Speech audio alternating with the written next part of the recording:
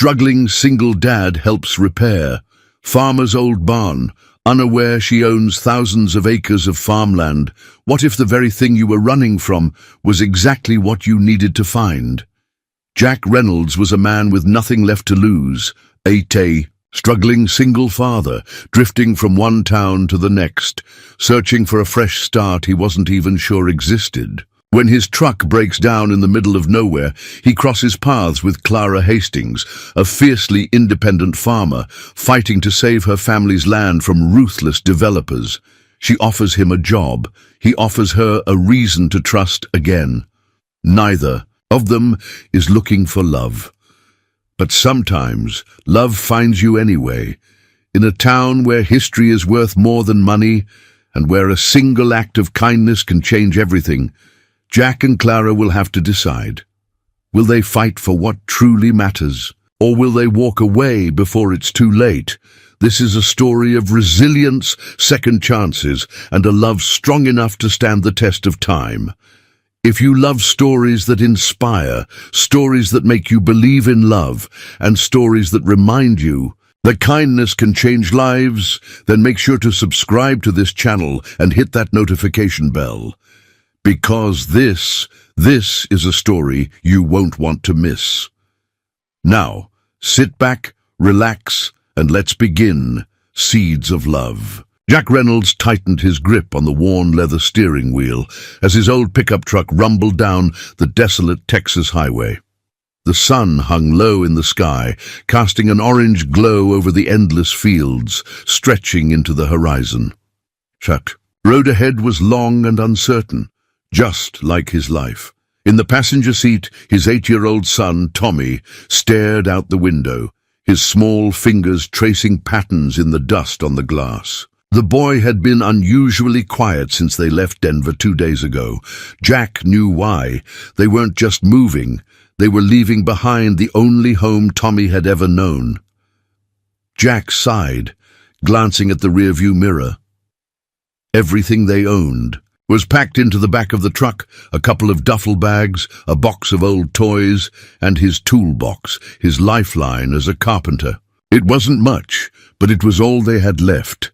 "Dad," Tommy's voice finally broke the silence, hesitant yet hopeful. "Where are we going?" Jack swallowed hard. He wished he had a better answer. "Somewhere new, kiddo. Somewhere we can start over." Tommy nodded slowly, but Jack saw the doubt in his eyes. He knew his son was scared. Jack was too. Ever since Emily, his wife and Tommy's mother, passed away in a car accident 2 years ago, life had been a constant battle. He had tried to hold on to their old life, working long hours to make ends meet, but eventually everything crumbled. The rent was too high, the bills piled up, and with no family to turn to, he had no choice but to leave. Now he was chasing a rumor, a chance at a fresh start. An old friend had mentioned a small town in Texas where people still valued hard work, where a man with skills like his could find a job and a home. It wasn't much to go on, but Jack had no other options. As if on cue, the engine sputtered violently, shaking the truck. Jack's heart sank. Not now. Please, not now. The vehicle lurched forward once, then again, before the engine coughed and died. The truck rolled a few more feet before coming to a stop at the side of the road. Jack closed his eyes, forcing himself to stay calm. Tommy shifted nervously beside him. "Is it broken?" the boy asked. Jack forced a smile. "Just needs a little encouragement." He stepped out of the truck, feeling the evening heat pressing against his skin. He popped the hood and leaned in, inspecting the tangle of old rusted parts. It didn't take long to confirm what he feared. The fuel pump was shot. There was no fixing this here. Jack wiped his hands on his jeans, glancing around. They were in the middle of nowhere, just open fields, dirt roads, and a few distant barns. No gas stations, no mechanics. His phone had no signal. A sinking feeling settled in his stomach. Then a sound broke the silence, the distant rumble of an approaching truck. Jack turned, shielding his eyes from the sun, as a red pickup drove toward them, kicking up dust. As the truck slowed to a stop beside him, the driver leaned out. "Looks like you could use some help." Jack blinked, taking in the sight of the woman behind the wheel. She wore a simple button-down shirt, rolled up at the sleeves, faded jeans, and work gloves. Sun-kissed brown hair was tied into a loose braid, and sharp hazel eyes studied him with a mix of curiosity and caution. "Yeah," Jack admitted. "Broke down. Fuel pump, I think." The woman nodded. "That's a tough fix out here." She glanced toward the truck, where Tommy was watching from the window. "You and the boy traveling." "Far?" Jack hesitated before answering. "Just looking for work and a place to stay." She studied him for a long moment, then seemed to come to a decision. "Well, you're in luck. I run a farm not far from here. It's not much, but it's home. If you don't mind some work, I could use an extra pair of hands." Jack frowned. He wasn't used to charity, especially from strangers. "I can pay you back once I find a job." The woman waved a hand. "I don't need your money. I need help fixing an old barn that's barely standing." "You look like a man who knows his way around a hammer." Jack hesitated. It sounded too good to be true. But he had a son to take care of, and right now they had nowhere else to go. Finally he nodded. "All right, deal." The woman extended a calloused but firm hand. "Clara Hastings." Jack shook it. "Jack Reynolds." She nodded toward her truck. "I'll tow you back to the farm. You can stay in the guest house till your truck's fixed." Jack exhaled, feeling the weight on his shoulders ease just slightly. Maybe this was the fresh start he'd been looking for. As Clara hooked up the tow line, Tommy leaned out of the window. "Dad, is she nice?" Jack glanced at Clara, who was already at work, moving with the ease of someone who had spent her life, solving problems without waiting for help. There was something strong yet kind about her. "Yeah, kid," he murmured. "I think she is." With that, the truck started moving again, toward a future Jack never saw coming. Jack's first impression of Clara Hastings was that she was a woman who knew how to handle herself. The way she worked efficiently to hook up his truck, the quiet confidence in her movements, it was clear she had been doing this kind of work for years. But as she led him down the dusty road toward her farm, he couldn't help but wonder, why was a woman like her running a farm all alone? Tommy, sitting beside him in Clara's truck, kept sneaking curious glances at her. He was probably wondering the same thing. Clara's farm came into view as they turned off the main road. It was vast, miles of open fields stretching under the Texas sky, dotted with rows of crops, a distant barn, and a quaint farmhouse with a wraparound porch. A few horses grazed lazily in the pastures. The sight was almost surreal, like stepping into a different world. "Sit." As they pulled up near the house, Clara cut the engine and hopped out. "Guest house is over there." She pointed toward a small, modest structure a short distance from the main house. "It's not fancy, but it's got a roof and running water." Jack nodded. "That's more than enough. Thanks." Clara lifted the brim of her hat, studying him for a moment. "Look, Jack, I don't know your story, and I won't ask unless you want to tell it, but I do know a man looking for a fresh start when I see one." Jack tensed slightly, but she didn't press. "You helped me fix that old barn, and you've got a place to stay until your truck's up and running." She nodded toward Tommy. "That work for you?" Jack glanced at his son, who looked up at him with hopeful eyes. Tommy had been tense and uncertain the whole trip, but for the first time in days, there was something close to relief on his face. Jack exhaled. "Yeah, that works." Clara didn't smile, but there was something like approval in her gaze. "Good. We start tomorrow morning."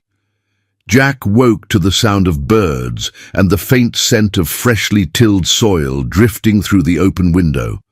It was peaceful, too peaceful.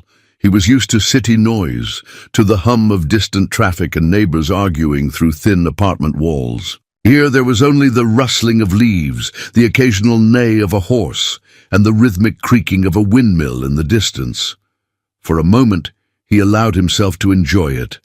Then reality set in. He had a job to do. He got up quietly so as not to wake Tommy, pulled on a clean shirt and stepped outside.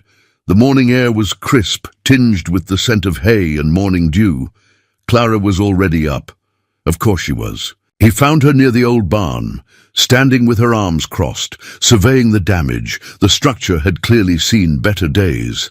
The roof sagged, a few of the wooden beams were visibly rotted, and the doors barely hung on their hinges.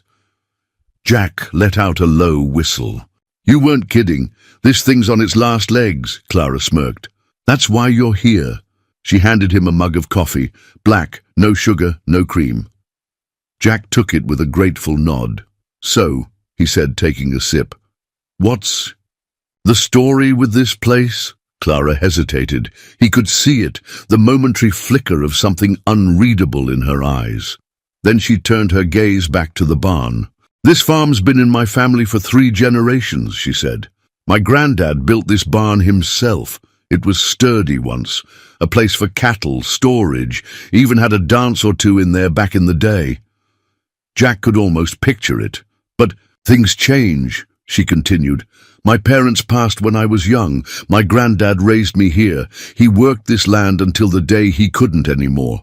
Jack noted the way she said it, matter of fact, but with an undercurrent of pain. "What happened to him?" Clara sighed, shifting her weight. "Heart attack, right there in that field." She pointed toward a stretch of land near the fence. "He went the way he wanted, doing what he loved, but after he passed, it was just me." Jack frowned. "No siblings?" "Nope. No other family?" Clara's lips pressed into a thin line. "Not the kind that mattered." Jack didn't push. He understood loss all too well. After a moment, Clara turned back to him.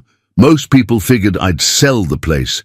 Developers have been circling like vultures for years, offering money that'd make most people pack up and leave." Jack raised an eyebrow. "But you didn't." Clara shook her head. "Because this land isn't just dirt and crops. It's history. It's blood, sweat, and sacrifice. And I'm not letting some corporation turn it into another strip mall." Jack was silent for a long moment, then he nodded. "I respect that." Clara glanced at him. "And what about you, Jack Reynolds? What brought you and your boy to the middle of nowhere?" Jack hesitated. He wasn't used to talking about it, about Emily, about the accident, about losing everything. But there was something about Clara, something steady, grounded. He didn't have to tell her everything. Life fell apart, he admitted, needed to start over. She didn't ask for more. Instead, she simply nodded. "Then let's get to work." Jack rolled up his sleeves and inspected the barn. It wasn't beyond saving, but it would take hard work, patience, and someone willing to believe in it. Maybe that was the point. Maybe. That was what Clara saw in this place, and maybe, just maybe, it was what she saw in him too. As the morning sun climbed higher, Jack picked up his hammer and got to work. For the first time in a long time, he had a reason to build something again. Jack had worked with his hands his entire life. Wood, nails, hammers, these were familiar things.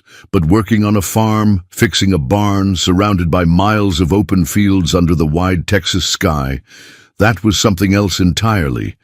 He wiped the sweat from his brow as he straightened, glancing toward Clara, who was standing a few feet away, inspecting a beam he had just reinforced.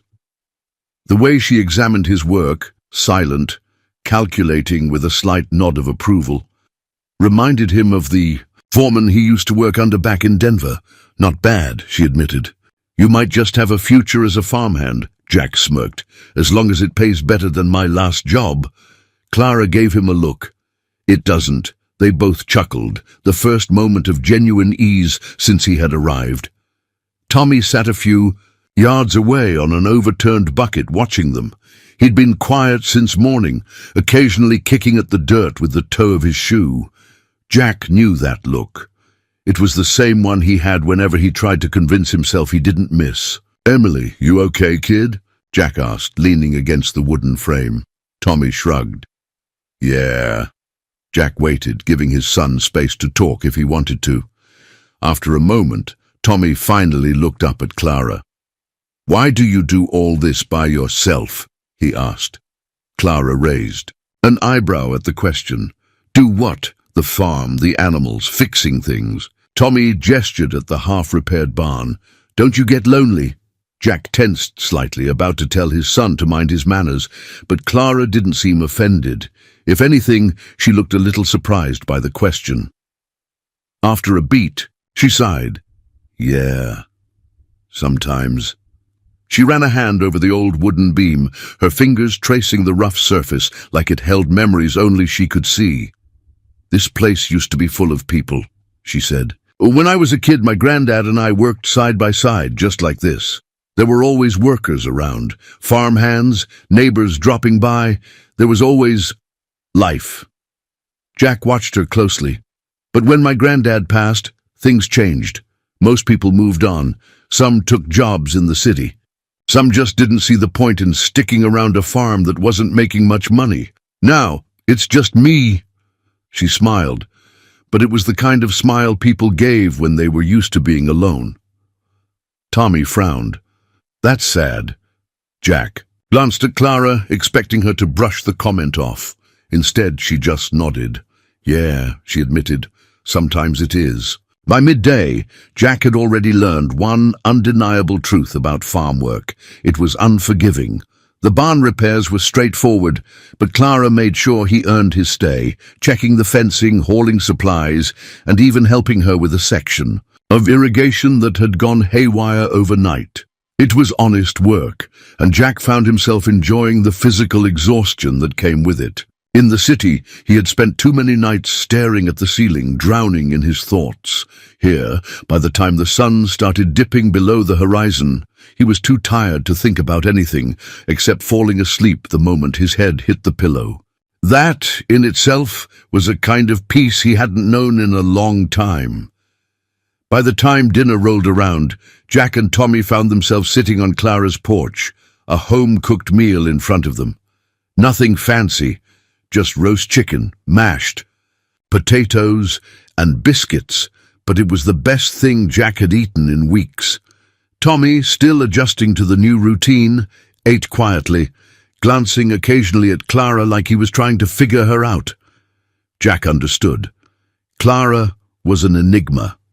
She was strong, capable, and independent, but there was something about her that felt unfinished, like a story left half-written. As they ate, Jack finally decided to ask the question that had been on his mind since the morning. "So, Clara," he said, leaning back in his chair, "why are you really holding on to this place?" Clara didn't react immediately. She took her time, chewing slowly, as if considering how much to say. Finally, she set her fork down. "Because it's all I have left." Jack waited, sensing there was more. "My granddad always said that land isn't just about what you grow on it. It's about what it grows inside you." She gestured toward the fields beyond the house. "This land raised me. It's where I learned everything I know. It's the only place I ever really belonged." She turned to Jack then, her hazel eyes steady. "Some people think success means leaving places like this behind, trading dirt roads for highways, small towns for big cities. But I don't." Jack nodded slowly. "And you're not worried about losing it?" Clara smirked. "Jack, people have been trying to buy this farm for years, offering me money I could never spend in a lifetime." Jack raised an eyebrow. And I tell them the same thing every time." She leaned back in her chair, a quiet, stubborn pride in her voice. "It's not for sale." Something about the way she said it, firm, unwavering, made Jack respect her even more. She wasn't just holding on to land. She was holding on to history, to roots, to something bigger than herself.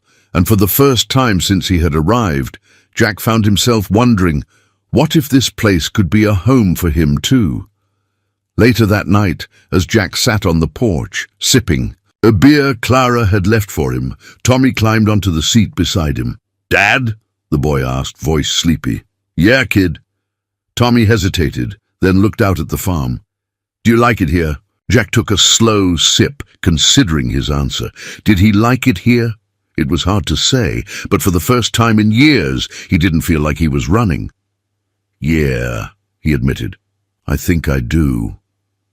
Tommy smiled a little. Me too. Jack ruffled his son's hair. Get some sleep, kid. Big day tomorrow. As Tommy shuffled off to bed, Jack sat in the quiet, staring out at the vast farmland under the moonlight. Maybe, just maybe, he and Clara weren't so different after all. They were, both holding on to something that mattered.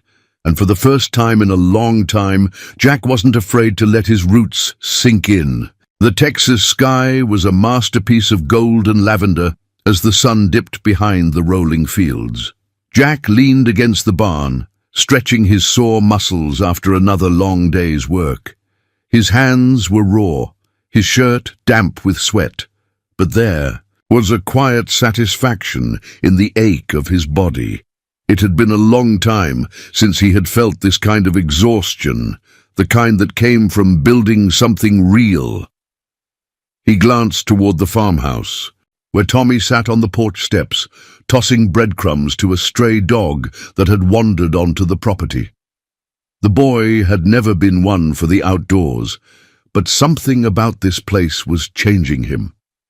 Jack saw it in the way his son ran through the fields without hesitation, in the way his laughter echoed off the wooden fences as he tried and failed to herd the chickens. And maybe, just maybe, this place was changing Jack too. But nothing good ever lasted long. The rumble of an approaching black SUV cut through the peaceful evening air, sending a ripple of unease through Jack's gut. Clara, who had been checking the fence line nearby, stiffened at the sound of the vehicle. She dusted her hands off on her jeans and started walking toward the front of the house. Jack followed, instinctively placing himself a few steps behind her. The SUV rolled to a stop in front of the farmhouse, its polished exterior completely out of place against the rugged backdrop of the farm. The door swung open, and a man in a neatly pressed suit stepped out, adjusting his cufflinks like he had just come from some high-rise office in Dallas. Jack didn't like him already. Clara crossed her arms. "You're trespassing." The man gave her a polished smile, the kind that didn't reach his eyes. "Now, Clara, is that any way to greet an old friend?" "You're not my friend, Simon." Jack's jaw tightened. He didn't know who this slick-looking businessman was, but the tension in Clara's voice made it clear that he wasn't welcome. Simon sighed dramatically, glancing around the farm like it was some run-down relic of the past. "You're still out here, holding on to this place like it's worth something," he tisked, shaking his head. "You know, we made another offer, a generous one." "I read it," Clara said flatly, "and," she gave him a pointed look, "I threw it in the fire." Jack couldn't help the small smirk that tugged at the corner of his mouth. He liked that. Simon, however, didn't look amused. He ran a hand through his perfectly styled hair, his patience clearly wearing thin. "Clara, I don't understand you. This land is worth millions. Millions! Do you know how much easier your life would be if you just—" "I don't want easy," Clara interrupted. Jack saw the fire in her eyes, the same unshakable determination that had kept this farm standing long after everyone else had given up on it. Simon sighed. "The investors aren't going to wait forever. Sooner or later they're going to move on. And then what?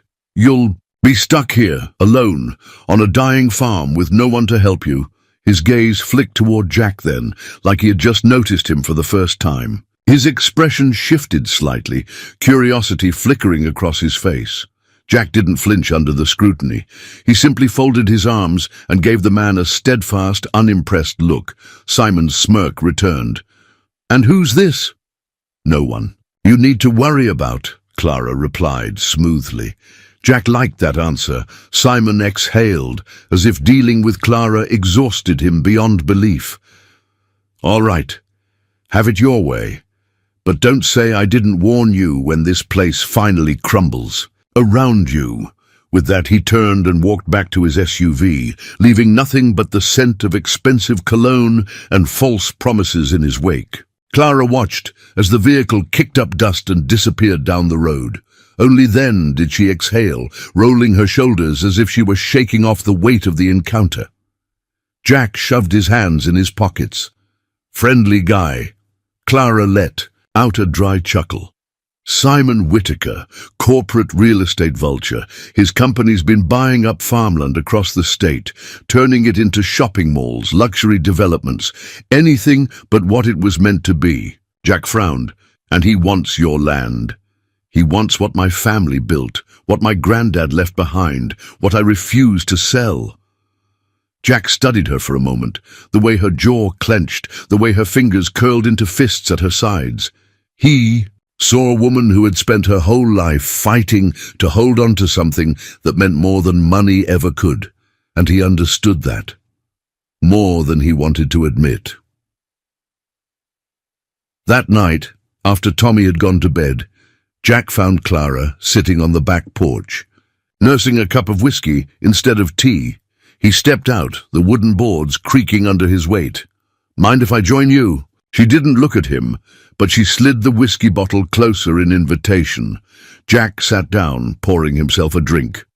For a while they just sat there in silence, the stars sprawling across the velvet sky, the crickets filling the quiet spaces between them. "You really don't have a price?" Jack finally asked, keeping his voice light. Clara smirked against the rim of her glass. "That's what Simon doesn't understand. Some things, they aren't for sale." Jack turned the glass in his hands. "Guess that makes you the last of a dying breed," Clara sighed, staring out at the fields. "Maybe." Jack hesitated before speaking again. "You don't have to do this alone, you know." Clara looked at him then, really looked at him. "Jack, I'm not saying I'm staying," Jack added quickly, though part of him wasn't so sure anymore. "But while I'm here, you don't have to carry all of this on your own." For the first time since he had met her, Clara looked tired, like the weight of everything she had been holding on to had finally caught up with her. She turned back to the fields, taking another slow sip of her drink. And then, barely above a whisper, she said, "I don't know how to let someone help." Jack felt something shift between them, a quiet understanding, a shared burden neither of them had ever spoken out loud before. He didn't push. He just sat beside her, letting the silence stretch between them, comfortable and unspoken. Because maybe, just maybe, she didn't have to figure it out alone. Jack had seen a lot in his life, tough breaks, unfair odds, the slow unraveling of everything he had once built. But watching Clara stand her ground against men like Simon Whitaker was something different. It wasn't just about land for her. It was about legacy, dignity, and keeping something real in a world that only seemed to care about profits, and Jack respected the hell out of that. But he also knew what kind of men Simon and his investors were. They didn't take no for an answer. The next morning, Jack was up before dawn, out by the barn, checking the beams he had reinforced the day before. The work was coming along, slow but steady. He could see it now, the way the barn could stand strong again, not just as a shelter for equipment, but as a symbol of everything Clara was fighting for. "You're up early?" Clara's voice broke through the quiet. Jack turned to find her leaning against the fence, a steaming cup of coffee in her hands. She looked tired, like she hadn't slept much since Simon's visit. "Habit," Jack said, wiping the sweat from his forehead. "Figured I'd get a head start before the heat kicks in." Clara nodded, taking a sip of her coffee. "Barn's looking good." "Yeah," Jack agreed. "But it's going to take more than a fresh coat of paint to keep this place standing." She exhaled, her shoulders tensing slightly. "I know." Jack studied her. She was strong, stronger than most people he had ever met, but even the strongest people had their limits. "You think he's coming back?" Jack asked. Though he already knew the answer, Clara stared into the distance, watching the early morning sun bleed gold over her fields. "They always do." By midday, the heat was relentless, but Jack kept working. Fixing the barn felt like fixing himself. Each nail, each repaired beam, each stroke of effort, it was all something solid, something that mattered. But the moment of quiet didn't last. A black pickup truck kicked up dust as it sped down the dirt road toward the farm. Jack recognized the driver even before he stepped out, a different man from yesterday, but the same kind of polished, soulless businessman. Jack dropped his hammer as the man climbed out of the truck, his expensive boots landing in the dust like he had never set foot on a real farm in his life. Clara walked out from the house, her expression unreadable. The man flashed a slick, confident smile. "Miss Hastings, I assume?" Clara crossed her arms. "Depends on who's asking." The man chuckled, clearly unfazed. "Name's Robert Klein. I work with Mr. Whitaker." Jack felt his jaw tighten. Of course he did. We wanted to follow. "Up on our previous discussion," Robert continued smoothly, "the investors are willing to make an even better offer. They see real potential in this land, Clara. A golf course, high-end residential developments. This could be something big." Clara didn't blink. "It already is." Robert sighed as if she were an irrational child, refusing to see reason. "Miss Hastings, let's be practical here. This farm isn't exactly profitable, and running it alone can't be easy. Why struggle when you could walk away with enough money to never work again?" Jack had heard enough. "You ever worked a day on a farm, Robert?" Jack asked, stepping forward. The man looked him up and down, as if noticing him for the first time. "I don't believe we've met." "Jack Reynolds," he said, holding his ground. "And you didn't answer my question." Robert chuckled, shaking his head. "No, Mr. Reynolds, I can't say that I have." Jack took a slow step closer. "Then you don't know a damn thing about what it takes to keep a place like this running. It's not about money, it's about history. It's about building something real, something that lasts." Robert's smirk never wavered. "That's a nice sentiment, but sentiment doesn't pay the bills." Clara stepped between them, her voice calm but firm. "You have my answer, Mr. Klein." Robert sighed dramatically. "I had a feeling you'd be difficult. You should know. When my clients want something, they get it, one way or another." Jack felt his fists clench. But before he could take a step, Clara cut in. "You done?" she asked. Robert smiled, but there was nothing friendly about it. "For now." He climbed back into his truck, but before driving off, he rolled down the window.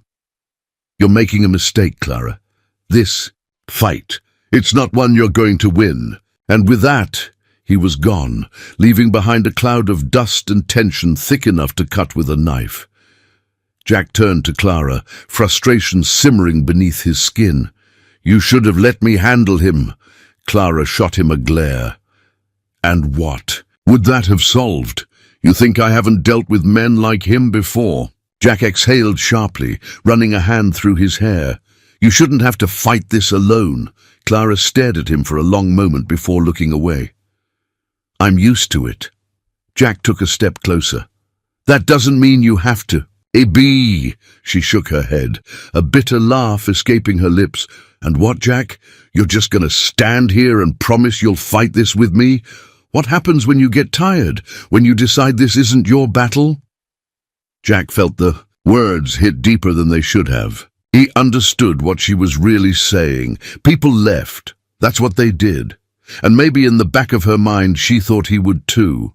"I don't walk away from things that matter," Jack said quietly. Clara's gaze flickered to his, something unreadable in her expression. For a moment the air between them felt different. He could see the walls she had built, struggling to hold, could see the part of her that wanted to trust him, wanted to believe him, but then, just as quickly, she shut it down. "We should get back to work," she said, turning toward the barn. Jack let out a slow breath, watching her go. She was stubborn, guarded, afraid to hope. But Jack wasn't going anywhere, and whether she liked it or not, this fight, she wasn't fighting it alone anymore. Jack had always believed that the hardest battles weren't the ones fought with fists, but the ones fought in silence, the words left unsaid, the fears that crept in when no one was looking. And Clara Hastings was fighting a battle like that every single day. She wouldn't admit it, wouldn't let herself be vulnerable. She wore her independence like armor, and Jack knew better than to push. But that didn't mean he was going to let her fight alone, even if she wanted him to. By mid-afternoon, the heat was thick and unrelenting, the kind that stuck to your skin and made every breath feel heavy. Jack had spent the morning repairing the barn's roof while Clara worked the fields, but now something had changed. The wind had picked up, the once clear sky had darkened, clouds rolling in with a slow, creeping force. The air smelled of rain and something electric, something wild. Clara noticed it too. Jack saw her standing by the fence line, her brow furrowed as she scanned the horizon. "Weather changes fast out here," she murmured, almost to herself. Jack climbed down from the barn roof, wiping sweat from his forehead. "What's the call?" Clara's jaw tensed. "Storm's coming. Could be nothing, or could be bad. Either way, we need to lock things down." Without another word, she was already moving, securing tools, tying down equipment, making sure the horses were in their stalls. Jack followed suit, sensing that this wasn't just routine for her, this was preparation for a fight. An hour later, the sky was nearly black, the wind howling through the open fields like a warning. The first raindrops pelted against the tin roof of the barn, the scent of wet earth rising in the air.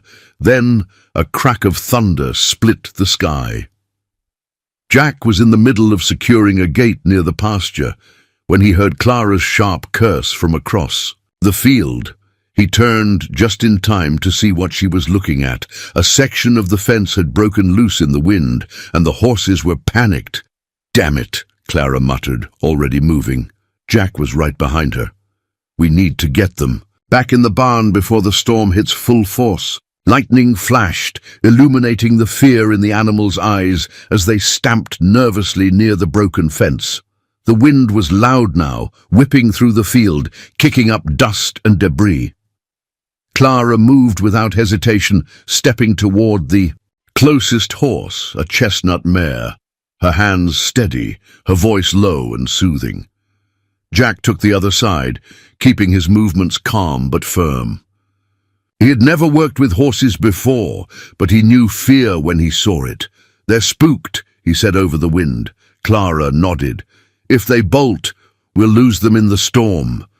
Together they worked in sync, guiding the horses back toward the barn one by one, despite the wind screaming around them. But just as they were leading the last horse through the gate, another clap of thunder sent the animal rearing back violently.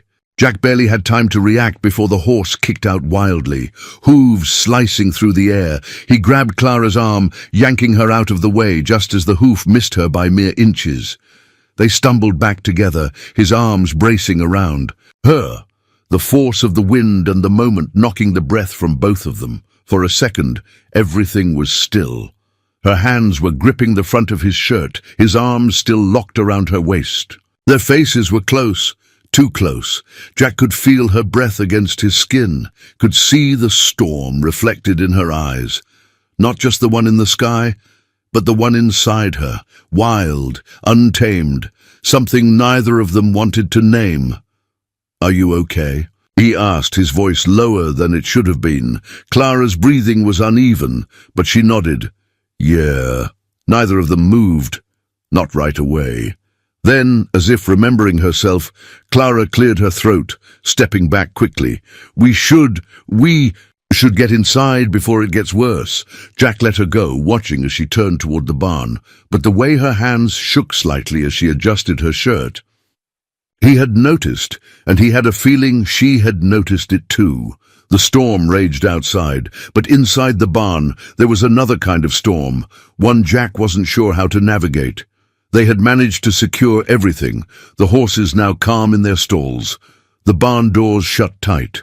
But the air between him and Clara was different now, tighter, charged. Jack leaned against the wooden stall, exhaling. That could have gone worse. Clara let out a dry laugh, running a hand through her damp hair. "Yeah, We could have been trampled to death. Real improvement, Jack smirked. Glad to see you're looking on the bright side. Clara shot him a look, but there was something softer behind it. Something he hadn't seen before. Silence stretched between them. The kind filled with unsaid things. Then, finally, Clara sighed, her voice quieter. You didn't have to do that, you know, Jack frowned. Do what? Pull me out of the way. He looked at her then, really looked at her. She wasn't used to being saved. Jack exhaled, running a hand down his face. Clara, that's the dumbest thing I've ever heard. She blinked. What? Jack pushed off the stall, stepping closer. You think I was just going to stand there and let you get kicked in the ribs by a damn horse? Clara folded her arms, clearly uncomfortable. I can take care of myself. Jack shook his head. Yeah, I know you can, but that doesn't mean you always have to. The words hung between them, heavy, filled with a meaning neither of them was ready to confront. Another crash of thunder rattled the barn, making the horses stir in their stalls. Clara looked away first. You should get some rest. We'll have a mess to clean up in the morning. Jack studied her for a moment longer before nodding. Yeah, guess we will. But as he turned to leave, something inside him told him that this storm wasn't over yet. Not the one outside, not the one between them, and certainly not the one in his chest every time he looked at her. The world outside the barn was a mess of broken fences, fallen branches, and churned-up mud. The storm had passed in the early hours of the morning, leaving behind an eerie stillness that seemed to settle over the land like an unspoken warning. Jack stood at the edge of the field, surveying the damage. He had seen his fair share of storms, both the kind that tore through landscapes and the kind that tore through people. This farm had survived both. But the storm between him and Clara, that was still brewing. By the time Clara emerged from the house, the sky was a soft blue, the air thick with the scent of damp earth. She carried 2 mugs of coffee, one of which she handed to Jack without a word. He took it, nodding his thanks. For a while, they just stood there side by side, watching the sun rise over the shattered fence line and the scattered debris. I'll start fixing the fence after breakfast, Jack finally said, breaking the silence. Clara exhaled slowly, running a hand through her tangled hair. You don't have to. Jack turned to her, eyebrows raised. You want to leave it like that? No, she admitted, taking a sip of coffee, but I can handle it. Jack huffed out a laugh, shaking his head. Clara, we've been over this. You don't have to handle everything alone. Her grip tightened around her coffee mug. Jack, I know you don't like it, he interrupted, his voice quieter now. I know you're used to standing on your own, but I'm here. Let me be here. Clara didn't respond right away. Instead, she stared out at the ruined fence, her jaw tight, her eyes unreadable. Then finally she let out a sigh. Fine. But if you're gonna help, don't expect me to start giving out thank you speeches. Jack smirked. Noted. A flicker of something almost playful passed between them. But just as quickly, Clara turned away, retreating back toward the house. Jack watched her go, knowing this wasn't over, not even close. By mid-morning, they had set to work repairing the damage. Jack drove posts into the ground, reinforcing the sections that had taken the worst hit. Clara worked beside him, silent but focused, her movements precise and efficient. For a while, neither of them spoke, but the tension from last night still lingered, thick as the humidity in the air. Jack finally broke the silence. You ever think about leaving? Clara paused mid-swing, the hammer still gripped in her hand. Leaving? She repeated. Jack shrugged, adjusting the wire fencing. Yeah, I mean, all the pressure, the developers breathing down your neck, the storms tearing everything apart. Ever think about selling and starting fresh somewhere else? Clara set the hammer down with a deliberate slowness, turning to face him fully. This farm is my fresh start, she said, her voice steady but quiet.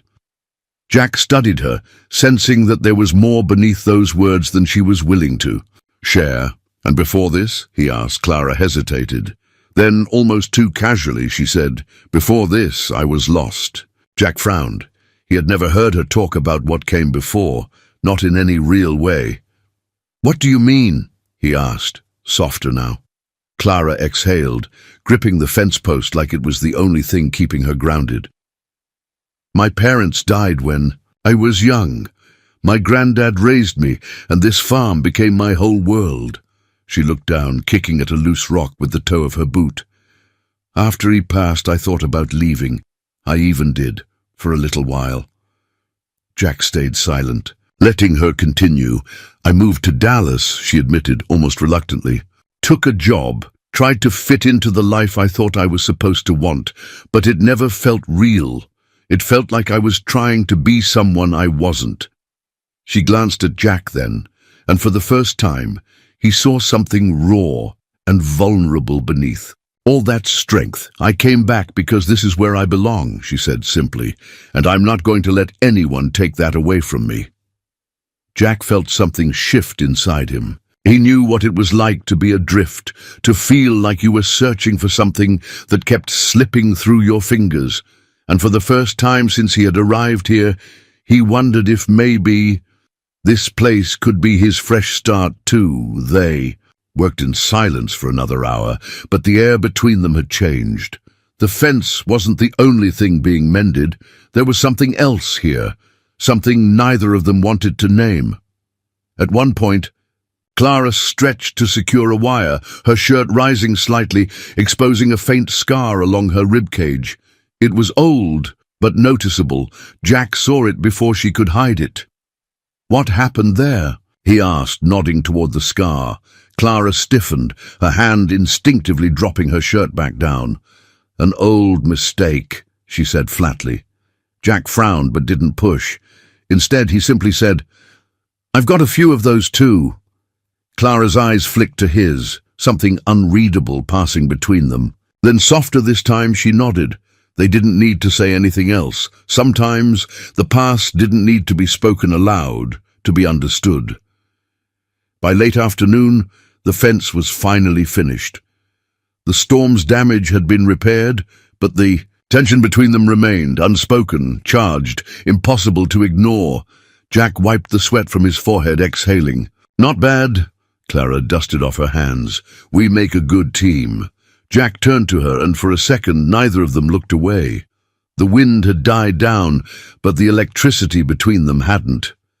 Jack wasn't a fool. He knew what this was, and he knew that Clara felt it too. But just as he was about to say something, Tommy's voice called out from the house, "Dad! Clara! Dinner's ready!" Clara blinked, stepping back like she had just realized how close they were standing. Jack sighed internally, but forced a smirk. "Guess we should eat?" Clara nodded, already turning toward the house. "Yeah, we should." But as Jack followed her inside, he knew one thing for certain. This wasn't over, not by a long shot, and sooner or later, one of them was going to have to face it. Jack had always believed in keeping his distance. Life had taught him that getting too close to something, or someone, only made it hurt more when it was eventually taken away. But out here, on Clara's farm, something was shifting. And for the first time in years, he wasn't sure if he wanted to stop it. Dinner at Clara's house had become a new kind of normal, something that both comforted and unsettled Jack. Tommy had quickly settled into his own rhythm here, chatting easily with Clara over plates of roasted chicken and fresh cornbread. It was a sight Jack hadn't seen in a long time, his son laughing, talking, at ease. And then there was Clara. She wasn't the kind of woman who tried to make people feel comfortable. She didn't fill silences with unnecessary words or soften her edges to make things easier, but somehow, being around her felt easy anyway. As dinner wrapped up, Tommy yawned and stretched in his chair. Jack smirked. "Looks like someone's ready to pass out." Tommy rubbed his eyes, blinking sleepily. "I'm not tired." Clara arched an eyebrow. "Uh-huh." I'd believe that more if you weren't halfway asleep in your mashed potatoes. Tommy huffed, but didn't argue. He turned to Jack. Can I sleep in the loft again? Jack hesitated. They had been staying in the guest house, but last night, when the storm rolled in, Tommy had asked if he could sleep in the barn loft instead. Something about the sounds of the farm at night, the smell of hay and wood, had helped him sleep better. Clara glanced at Jack, giving him a small nod. Jack sighed. All right, kid, but if you get eaten by raccoons, don't blame me. Tommy grinned, already hopping down from his chair. I'll be fine. Night, Clara. Clara smirked. Night, Tommy. Jack watched as his son disappeared out the door, a familiar warmth settling in his chest. His boy was happy here, and that meant something. The house felt different once Tommy was gone, quieter, heavier. Jack leaned back in his chair, letting out a low breath. That kid's got more energy than I know what to do with. Clara, sitting across from him, smirked. He reminds me of my granddad, always finding new ways to get into trouble. Jack chuckled, shaking his head. I appreciate you letting him stay in the loft. He seems calmer here.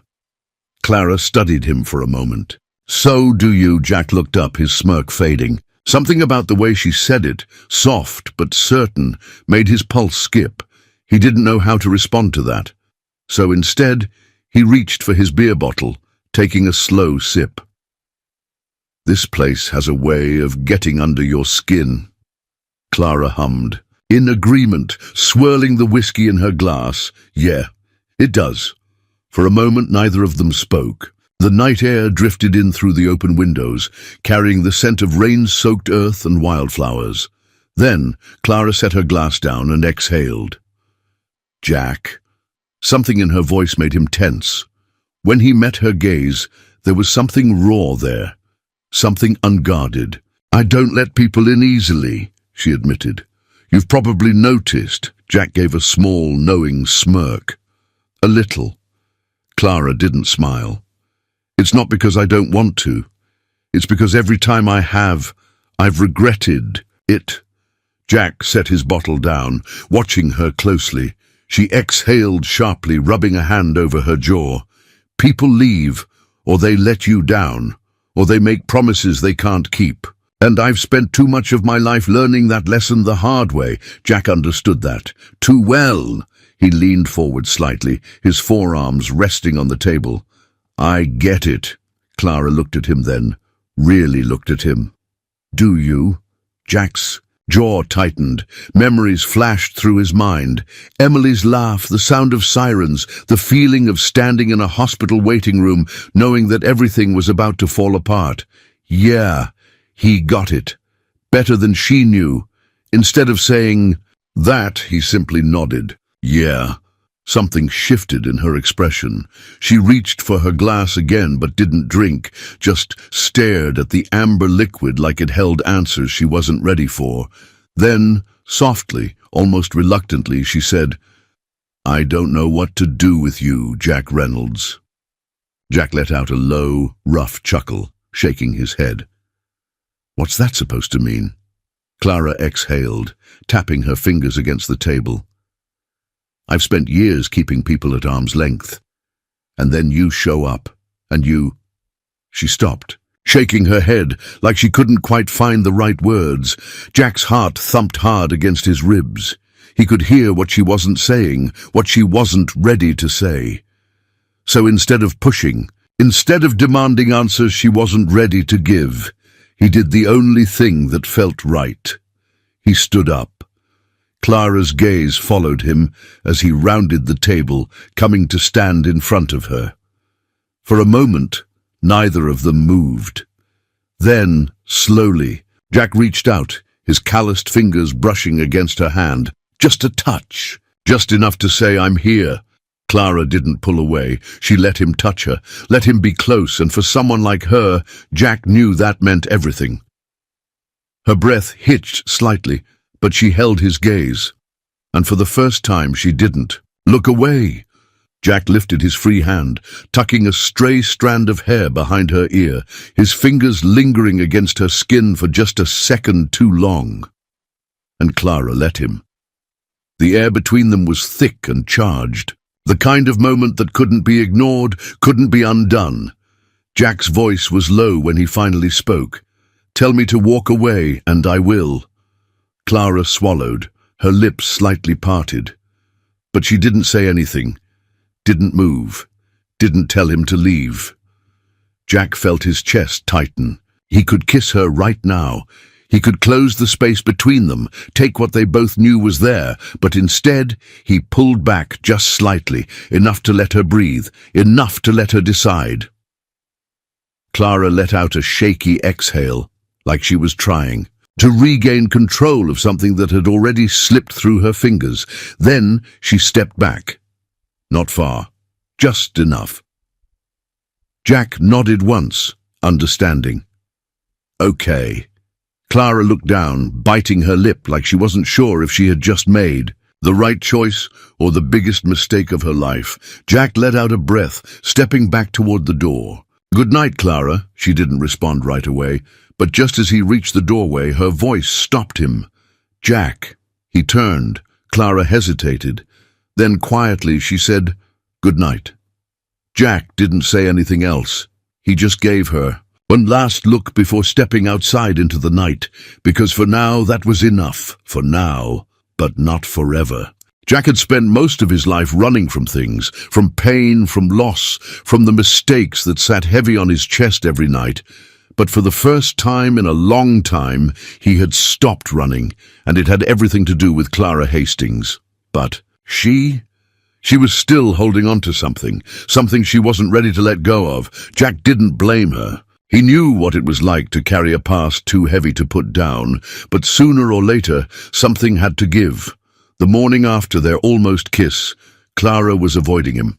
Jack knew, because she was damn obvious about it. Usually, she was the first one. Out by the barn, checking on the animals, fixing what needed fixing. But today, she was nowhere to be found. Tommy, oblivious to the tension, ran across the field with one of the farm dogs, laughing as he chased after it. Jack watched him for a moment, his chest tightening. His boy was happy here, and that scared the hell out of him, because deep down, Jack knew this wasn't just a temporary stop anymore. This place, this woman, they had started to feel like something permanent. And permanence. That was something Jack hadn't let himself believe in since Emily died. He exhaled, rubbing a hand over his jaw before turning toward the house. If Clara wanted to pretend last night never happened, fine, but she wasn't going to shut him out. Not anymore. Jack found Clara in the barn, her back to him as she stacked bales of hay like she was trying to work through something she didn't want to think about.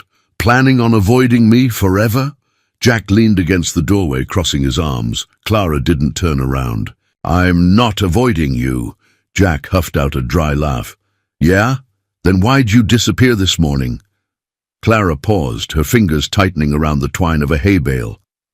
"I had things to do." Jack stepped closer, lowering his voice. "Clara." She finally turned, meeting his gaze. And there it was, that same damn tension, that same unspoken truth sitting between them, thick as the summer heat. "You regret last night," Jack said. Not as a question, but as a statement. Clara's jaw tensed. She exhaled, rubbing the back of her neck. "I don't know what you want me to say, Jack." Jack stepped closer.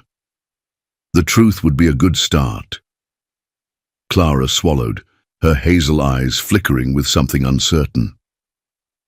"I don't regret it, but I don't know how to—" She cut herself off, shaking her head. Jack's throat tightened. He knew that feeling, the feeling of standing on the edge of something big, something terrifying. "You don't have to figure it out right now," he said softly. Clara looked at him, something vulnerable flickering across her face. "What if I can't figure it out at all?" Jack let out a slow breath. "Then I'll wait." She blinked, like she hadn't expected that answer. Jack stepped closer. Not touching her, not pushing, just letting her know he was there. You don't have to do this alone, Clara, he said quietly. You don't have to be alone. She didn't say anything, but she didn't move away either. And for now, that was enough. That peace didn't last long. By mid-afternoon, Jack spotted a familiar black SUV kicking up dust down the road. Simon Whitaker. Jack clenched his jaw, stepping off the porch just as Clara emerged from the barn, her expression already darkening. Back again so soon? She said dryly as Simon stepped out of the vehicle, his suit somehow untouched by the dust swirling around him. Simon smirked. Miss Hastings, always a pleasure. Jack hated him on sight. Simon's eyes flicked to Jack, his smirk widening. And I see you've picked up a new farmhand. Jack took a step forward, his posture unmistakably defensive. Something like that, Clara cut in before Simon could reply. What do you want? Simon sighed, mock disappointment written all over his face. You make it sound like I'm the bad guy here. I'm just here to remind you of our offer. The investors are getting impatient. My answer hasn't changed. Simon's smile faltered slightly. Clara, be reasonable. You can't run this place forever, and when it eventually falls apart— It won't, Jack interrupted. Simon turned to him, raising an eyebrow. And what exactly do you get out of this, Mr. Reynolds? Jack held his ground. Doesn't matter. But I can tell you one thing. You're wasting your time here. Simon's gaze hardened. You really think you can save this place? Jack didn't hesitate. Yeah, I do. Simon studied him for a long moment before shaking his head. You're making a mistake. Clara crossed her arms. No, you are. Simon exhaled sharply, clearly losing patience. Fine, but don't say I didn't warn you. With that, he turned and walked back to his SUV. The moment the car disappeared down the road, Clara let out a long, slow breath. Jack turned to her. He's not giving up, Clara nodded. I know. Jack studied her, his voice quieter now. And neither are you? Clara looked at him then, something fierce and unbreakable in her eyes. No, she said, I'm not. Jack felt something settle inside him. This fight wasn't over. But he had made his decision. He wasn't going anywhere. That night, as the crickets hummed and the stars spilled across the Texas sky, Jack found himself sitting on the porch with Clara again. She was quieter than usual, nursing a glass of whiskey, her expression thoughtful. Finally, she spoke. Why are you still here, Jack? Jack glanced at her, taking a slow sip of his beer. Because I want to be. Clara let out a soft, almost disbelieving laugh. That simple, huh? Jack studied her, his voice steady. Yeah, it is. Clara looked away, shaking her head. You make it sound easy. Jack leaned forward, resting his forearms on his knees. It's not, but it's worth it.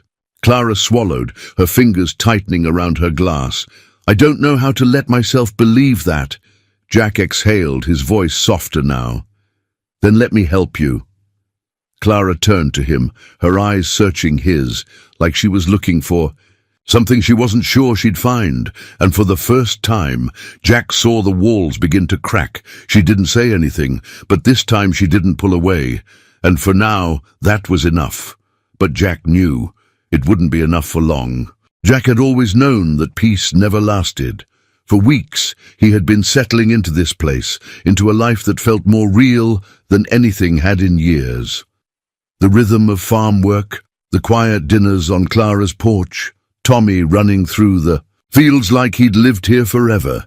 Jack had started to believe in the idea of staying, and that was when everything started falling apart. The day started like any other. The sun rising over the fields, the scent of damp earth still lingering from last night's rain. Jack was already at work, checking the fence line, when he heard the sound of Clara's truck pulling up behind him. Something about the way she climbed out, her movements tense, her face unreadable, made his gut tighten. We've got a problem, she said. Jack wiped his hands on his jeans, bracing himself. What kind? Clara exhaled sharply, tossing him a folder.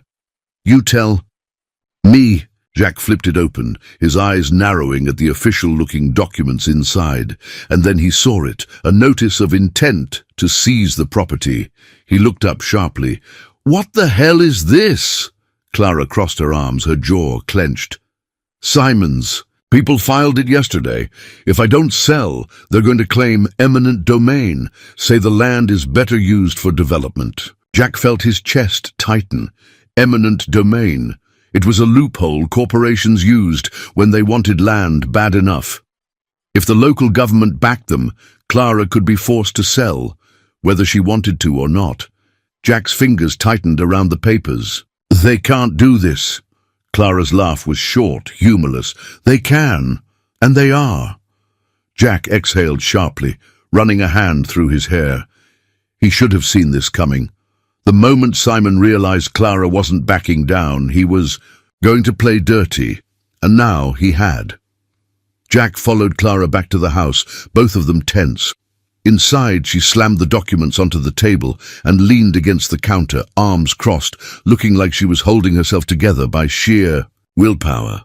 Jack set his hands on the table, steady but firm. "So, what's the plan?" Clara let out a bitter laugh. "You think I have one?" Jack frowned. "You always have a plan." "Not this time," she admitted, her voice quieter. Jack felt something in his chest tighten. Clara never admitted defeat, and now she was standing there looking at him like she was one wrong move away from falling apart. "You're not alone in this," Jack said. Clara exhaled. "Aren't I?" Jack stepped closer. "No, you're not." Something flickered in her expression. Something raw, something scared. Jack could see it, the way she was holding herself back, afraid to let someone in, afraid to believe she didn't have to do this alone, and for the first time, he wasn't going to let her push him away. "You don't have to fight this alone, Clara." She shook her head. "And what happens when you leave, Jack?" Jack's breath caught. Clara's voice was softer now, but no less fierce. "You say you're staying. You say I don't have to do this alone. But what happens when it gets too hard? When it stops being new and starts being real?" Jack swallowed hard. "You think I'm the kind of man who walks away?" Clara exhaled, her voice barely above a whisper. "I think everybody leaves eventually." Jack felt like he'd been punched in the gut, because he knew exactly what that kind of fear felt like. Slowly, carefully, he reached out, his hand brushing against hers. "I'm not everybody." Clara didn't pull away, but she didn't step closer either. For a long moment, they just stood there. Then, finally, she spoke. "I don't know how to let myself believe that." Jack let out a slow breath. "Then let me prove it to you." She looked up at him then, something unspoken flickering in her eyes, and Jack knew. This was it. This was the moment. She could push him away, or she could finally let him in. But before either of them could say anything else, the phone rang. Clara hesitated, then stepped back, breaking the moment as she reached for the receiver. Jack clenched his jaw, forcing himself to exhale. Not yet, but soon. The phone call was from the county office. By the time Clara hung up, her face was pale, her hands shaking. Jack stepped closer. "What is it?" She swallowed hard. "The county's holding a hearing about the land seizure." She let out a slow breath. "In 3 days." Jack felt his fists clench. "They're moving fast." Clara nodded, staring at the papers on the table. "I don't know if I can stop them." Jack exhaled, his voice quiet but steady. "You don't have to do it alone." Clara looked at him, really looked at him, and this time she didn't argue. She just nodded, and Jack knew. She was finally letting him stand beside her, and no matter what happened next, he wasn't going anywhere. Jack had seen his fair share of battles, but this was different. Standing in the county courthouse, surrounded by lawyers in expensive suits and developers who saw nothing but profit in the land Clara had spent her whole life protecting, Jack felt something he hadn't felt in years. purpose. This wasn't just about saving a farm. This was about saving something real, something worth fighting for. And for the first time in his life, Jack wasn't just fighting for himself. He was fighting for her. The hearing room was small but packed, the air thick with anticipation. Clara sat beside Jack, her spine rigid, her fingers gripping the stack of documents in front of her, like they were the only thing keeping her steady. Simon Whitaker sat across the room, his usual smug smirk in place. His lawyer, a polished man with a voice smooth as silk, was already talking. "The Hastings property is an underutilized asset," the man said, gesturing toward a large map of the proposed development plan. "It's not profitable. It's falling apart. The town would benefit from the jobs and revenue this project would bring." Jack felt Clara stiffen beside him. He reached under the table, lightly brushing his fingers against hers, a simple touch, a silent promise. She exhaled slowly. Then finally, it was Clara's turn. She stood, her voice calm but unwavering. "This isn't just land," she said, her eyes scanning the room. "It's history, it's family. It's a part of this town in a way that no shopping mall or golf course ever could be." She set a stack of letters onto the table. "These are from local farmers, neighbors, people who rely on this land, people who want it to stay exactly as it is." Jack watched as the tone in the room shifted. People started listening, and then, when she looked over at him, something passed between them, a quiet understanding. Jack stood. "I came here looking for a fresh start," he said, his voice steady. "And I found one, because places like this, people like Clara, they don't just grow crops, they grow roots. They build things that last." He turned to Simon, his eyes cold and unwavering. "And no amount of money can replace that." For the first time, Simon looked unsure, and when the county officials announced their decision that the claim of eminent domain was denied, the room erupted in whispers. Clara let out a sharp breath, her hands trembling as she grasped the edge. Of the table, she had won. She had saved everything, and Jack had never been prouder of anyone in his life. The farm felt different that evening, lighter, like the weight of the world had finally been lifted. Jack stood near the barn, watching as Tommy chased fireflies across the field, laughing as he ran, and then behind him, Clara. She stepped closer, stopping beside him, her arms crossed. "So, we did it," Jack turned, smirking. "No, you did it," she huffed. "You helped." Jack chuckled. "A little." Clara was quiet for a long moment, then softly she said, "I don't know how to thank you." Jack's chest tightened. He knew what this meant to her, so he just shrugged. "You don't have to." She looked at him then, really looked at him, and before Jack could say anything else, she moved a step closer, a hesitation. And then, finally, she kissed him. It wasn't rushed. It wasn't desperate. It was a slow, quiet, undeniable thing, like coming home, like something that had been waiting to happen for a long, long time. Jack deepened the kiss, his hands sliding around her waist, pulling her closer, and for the first time, Clara didn't pull away. For the first time, she let herself believe in something that wasn't just hers to carry. When they finally pulled apart, Clara exhaled a laugh, shaking her head. "Took us long enough," Jack smirked. "Yeah, but worth the wait."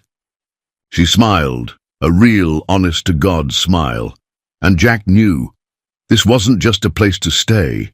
This was home. The farm was thriving. The fields were fuller than ever. The barn restored, stronger than before. Jack had built a woodworking shop near the house, where he spent his days making furniture, fixing fences, building things that would last. Tommy ran barefoot through the fields, his laughter ringing in the summer air. And Clara? She was beside him. She was his. Jack sat on the porch that evening, watching the sun dip below the horizon. Clara slid into the seat beside him, handing him a cold beer. He took it, smirking. "You gonna start charging me rent?" Clara rolled, her eyes nudging his shoulder. "I think you've earned your keep." Jack exhaled, letting the moment settle in his chest. For so long he had been lost, running, searching, but not anymore. Not here, not with her. Clara glanced over at him, her eyes warm, steady. "You staying for good, Reynolds?" Jack smirked. "What do you think?" Clara just smiled, leaning in, and as Jack kissed her under the fading Texas sky, he knew one thing for sure. Some things were worth fighting for, some places worth calling home, and some loves. They were meant to last, and that, my friends, was the story of Jack and Clara, a story about love, resilience, and finding home in the most unexpected places. Now, I'd love to hear from you. Tell me in the comments, where are you watching from today? Are you tuning in from a cozy hometown, a big city, or somewhere out in the countryside like Clara's farm? I'd love to know. If you enjoyed this story and want to hear more heartwarming, inspiring tales just like this one, don't forget to hit that subscribe button and turn on the notification bell so you never miss a new story. Your support helps keep these stories alive, and I can't wait to share more with you. Thank you so much for spending your time with me today. Whether you're here for the first time or you've been a part of this journey for a while, I appreciate you more than you know. Take care, stay inspired, and until next time, keep believing in love, kindness, and second chances.